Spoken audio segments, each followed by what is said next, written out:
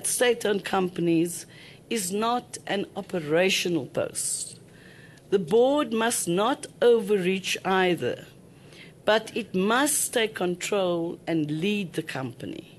Further, it must take decisive action to address challenges of leadership, governance, liquidity, and ethics. Among my first instructions to the board is therefore to engage in the process of appointing a new group chief executive as a priority. Remember, we still are awaiting a ruling on the court case of the previous CEO. So with that in mind, please start the process of appointing a new group chief executive as a priority. You've got to, of course, look at the process that you have to follow. The finalization of the investigation to all suspended executives is of paramount importance to rebuild board reputation and restore investor confidence. Furthermore, I urge you to deal with all issues that led to a qualified audit opinion, as the company cannot afford a repeat in the current financial year. You must focus on rebuilding systems of governance and ethics to decisively address, among others, internal control deficiencies and the audit qualification to avoid a repeat. Investigations and suspensions at ExCo level must be prioritized and finalized expeditiously. These issues are critical to improving the Eskom brand, investor confidence and performance of the company at all levels. I wish you success. The nation and I, as shareholder representative, has entrusted you with a company that has an asset base of more than 700 billion rand.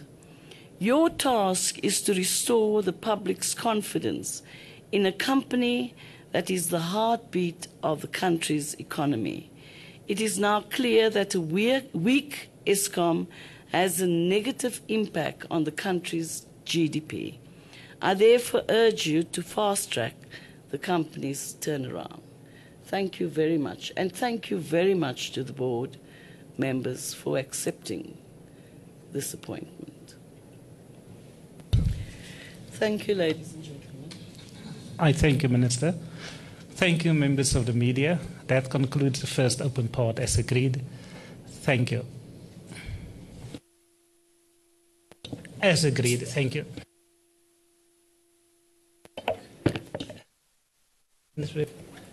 Can't you take questions, Honorable Minister? Just hang One on a each, second. perhaps? Just hang on a second, respect the meeting. Just wait.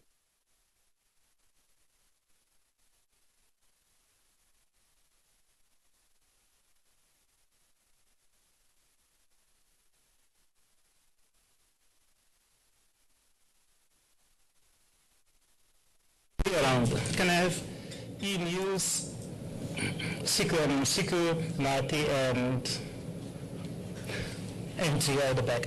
And I want to appeal only when you ask a question, only one question. Thank you.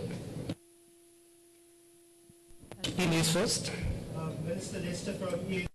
Like your response to reports regarding the status of Mr. Koko and his disciplinary hearing. Also, I'd like a response regarding the Helen Suzman Foundation tabling court papers yesterday, giving you as a response. Thank you, Minister. One. Thank you, Minister. Gia from Eyewitness News. My question is also with regards to Mr. Koko, that he has been found not guilty. If you can confirm that. I know that you said in your address now that all these investigations and suspensions need to be finalized. If you could confirm if he has been found not guilty or guilty at this particular stage. A final one is Sikonati. Thank you, sir. Sikonati Manjanja with the Financial Mail and Business Day. My question to Ms. Brown. The whole board, ma'am, are these the best brains that you could find to serve in Eskom, the best business brains that can turn around Eskom and make it the business that all South Africans should be proud of. Then I have a question for Mr. Khoza and Mr. Maritz Sean. How much does Eskom have in the bank, and how will it pay salaries at the end of January? You have said already in November that you don't have money. Thank you. Okay. I see a final hand at the back. That is Helen. Okay, Chris, you can come. And then the panel will respond. Oh, I see Paul. And then it's because in the interest of time, it's important that we finish now. Thank you. Minister, can you give us an update on the signing of the renewable energy IPP programs, 27 renewable energy projects that should have been signed yesterday, but apparently the story is that you haven't yet approved this in terms of the Public Finance Management Act, despite all legal opinions that this process has to proceed. Can you give us an indication of why Eskom is digging its heels in, why you are digging your heels in, and why this matter is being delayed for the umpteenth time? Thank you. Okay, Paul, final one. Okay, final one. Just could you comment on why Eskom hasn't released temporary results at this point? And also, Minister, if you feel personally responsible for any of the troubles that Eskom is going through at present. Okay, thank you. I'll hand over to the panel. Minister. I have not been informed yet about COCO's disciplinary outcomes. The board will inform me in due time, in due course.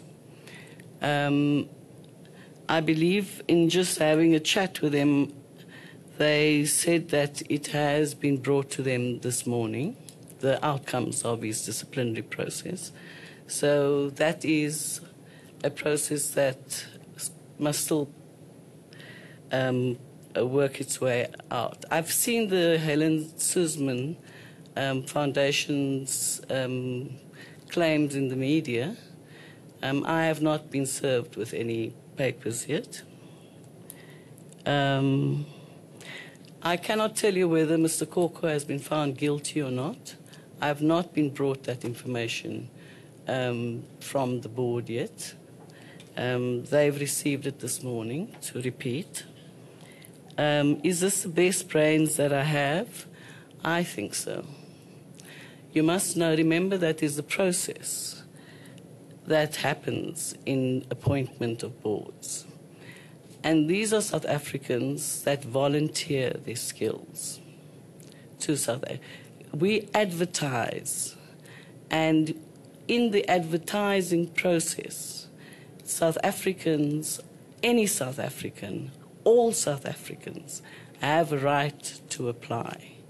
When you look at the skills matrix, it will take care of, on the one hand, understanding some of the technical issues in Eskom. On the other hand, the most important one is exercising its fiduciary and legal responsibility over the company. On the IPPs,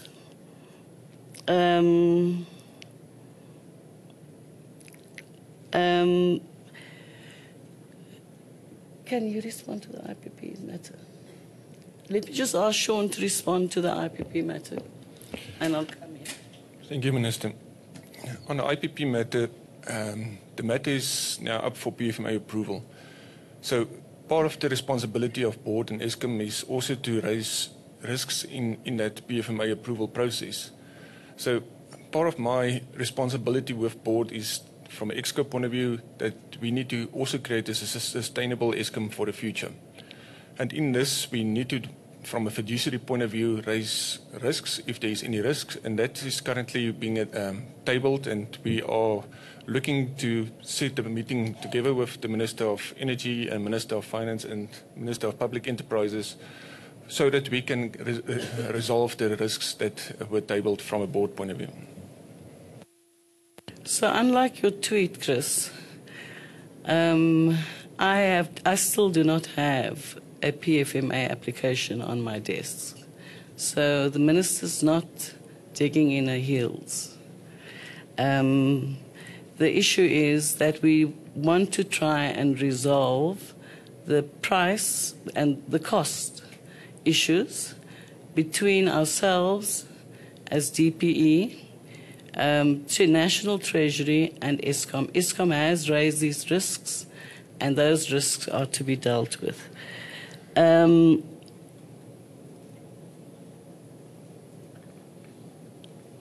I think I've answered all the questions. Sorry? Oh, the interim financials. They answer the interim financial. Are you? I'm told that they are having the interim financials still. Yes, the interim financials will be released before the end of December.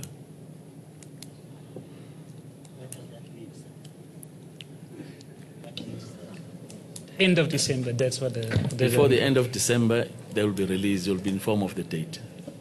Would Mr. Khoza like to confirm or deny the report of Mr. Koko?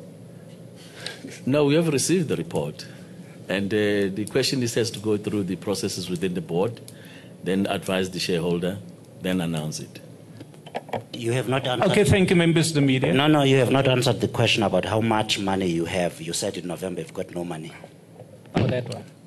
No, as it is now, we've got enough money to pay the salaries.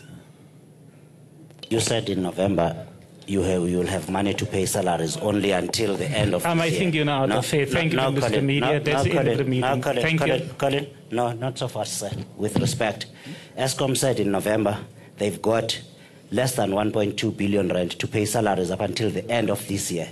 The question I'm asking is how much Eskom does have. When will Eskom, how will it be able to pay salaries beyond January? Minister, if I may respond.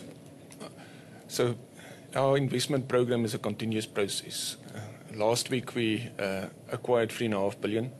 So we are taking the company through the processes on a continuous program.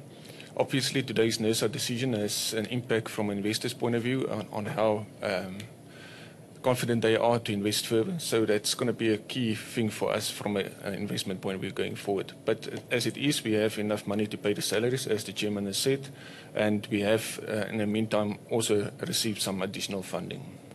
Okay, thank you, members of the media. That we concluded. Thank you very much. Have a pleasant Christmas if you celebrate Christmas. And if you don't, have a safe December, January period.